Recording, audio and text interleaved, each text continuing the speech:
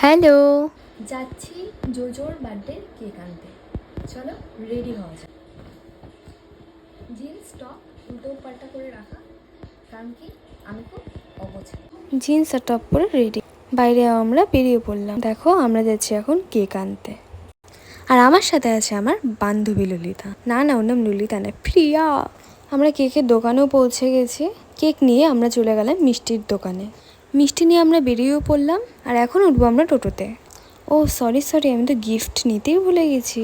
যেহেতু আগের থেকে গিফটটা চয়েস করা ছিল, সেজন্য আমি প্রিয়াকে বললাম যে তুই গিফটটা নিয়ে। আচ্ছা তোমরা কি বুঝতে পারছো গিফটে কি আছে? বুঝে থাকলে অবশ্যই কমেন্ট করে জানাও। আর আমার একটা খাবারের দোকানেও এসে পড়েছে, কারণ কি খুব খিদে পেয়েছে, কিছু খাবো। কি করছিস? খাবো আমরা এগরোল নিয়ে নিলাম।